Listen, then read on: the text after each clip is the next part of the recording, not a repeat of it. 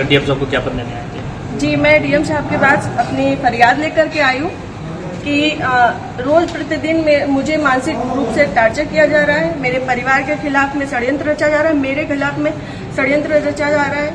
और ये षड्यंत्र के सूत्रधार जो है वो आदरणीय हमारे पूर्व सांसद सुब्रत पाठक जी, जिन्होंने हमारे गेस्ट हाउस को लेकर के हमें ये कहा कि हम भू माफिया हैं। मैं आप सब लोगों को ये बात को अवगत करा देती हूँ कि हमारी जितनी भी जमीनें हैं 35-40 बीघे से ज्यादा जमीन नहीं, और जिसमें हम मेरे खुद के नाम पे सिर्फ 3 बीघे जमीन है। और 3 बीघे जमीन वाली महिला कैसे भू माफिया हो सकती है? और 35-40 बीघे की जमीन में हम मेरे ससुर साहब, मेरी सासू माँ, मेरे हस्बैंड और मेरे देवर देवरानी 6 लोग आते हैं। इतनी सी जमीन में कैसे लोग भू माफिया हो जाते हैं? जो ये बड़ा उससे कह रहे हैं कि चपुन्ना के भू माफिया। और रही बात मेरे गेस्ट हाउस की, राधा रानी गेस्ट हाउस की, तो आज इन्हें ये पर लग रहा है कि वो हमने सरकारी भूमि में बनाया है, अवैध जमीन पे कब्जा किया है। तब क्यों नहीं लग रहा था जब 5 साल से उसी में दावतें खा रहे थे, भारतीय जनता पार्टी की मीटिंगें कर रहे थे, हमारा पैसा खर्च करवा रहे थे, रोज मीटिंगें हो रही थी, तब क्यों नहीं ये आपको लग रहा था? आप पूर्व सांसद के ऊपर एक आरोप लगा रहे हैं। बिल्कुल, आप भी बीजेपी के कार्यकर्ता? मैं बीजेपी की कार्यकर्ता हूँ और बीजेपी में ही काम करती हूँ शुरू से लेके लास्ट तक, जब तक मेरा जीवन मुझे अलाउ करेगा, जब तक ये कन्नौज के नेता मुझे सहज भारतीय जनता पार्टी में रहने देंगे, तब तक मैं भारतीय जनता पार्टी की ही सदस्य हूँ। पार्टी में आपने इसकी उच्च पद पे लोगों से शिकायत की है? मैंने ये इस विषय के बारे में यहाँ से लेके प्रदेश अध्यक्ष तक को सबको सारी बातें पता है, और आज से नहीं पता है, ये पिछले 2 सालों से पता है। मेरे पिताजी, मेरे ससुर साहब, मेरे हस्बैंड, मेरे हम सब लोगों के लिए हत्या तक का मतलब षड्यंत्र रचा जा चुका है, और विगत के चुनाव के निर्णय के बाद ही रचा गया। पिछली 4 जून को रिजल्ट आया है, पिछली 3 जून को ये हमारे गांव गए थे। हमारे गांव जाकर के इन्होंने, हमारे राइवल्स हैं जो, उनके घर जाकर के इन्होंने 2 घंटे की बैठक रखी जिसमें षड्यंत्र रचा गया। और उसके बाद ही उसी दिन इनके एक प्रमुख कार्यकर्ता कहिए, चमचे कहिए, कुछ भी कहिए, वो जीतू त्रिपाठी, उन्होंने मेरे ससुर साहब को फोन किया, जिसकी मैं रिकॉर्डिंग आप सबको भेजूंगी और चाहूंगी कि मीडिया में आप चलाएं। उन्होंने मेरे ससुर साहब को धमकी दी कि अगर चपुन्ना चुनाव नहीं जीता तो आपको 4 तारीख के बाद देख लिया जाएगा।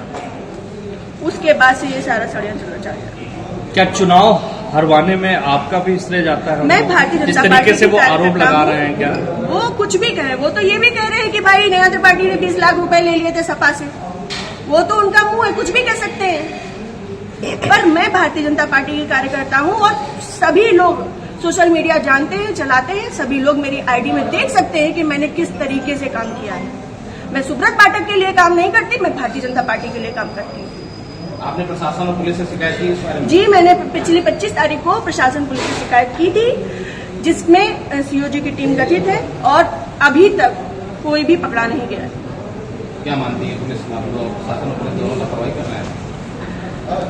संभवतः हो सकता है, क्योंकि जिस हिसाब से अब दिन बीतते जा रहे हैं तो मेरा भी सब्र का पैमाना टूटता जा रहा है, और मुझे, मेरे परिवार को बहुत ज्यादा खतरा है इन लोगों से जो हमारे दुश्मन हैं।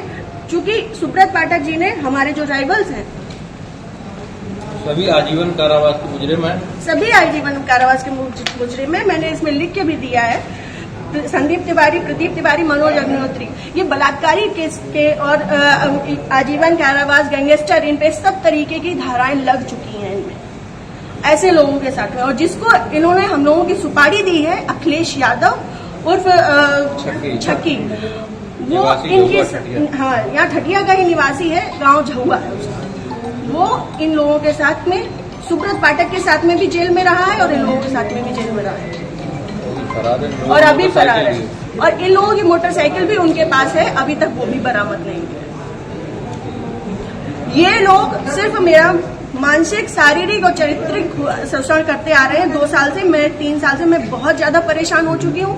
अब ये चीजें नहीं होंगी। आज आपने जिलाधिकारी से बातचीत की है, क्या उन्होंने आश्वासन दिया? उन्होंने मुझे पूर्ण आश्वासन दिया है कि इस पे निष्पक्ष जांच होगी, क्योंकि हमारे पास रिकॉर्ड्स भी हैं, हमारे पास सबूत भी हैं और बहुत सारी चीजों के सबूत हैं। समय आने पे मैं वो सब आपके सामने रखूंगी।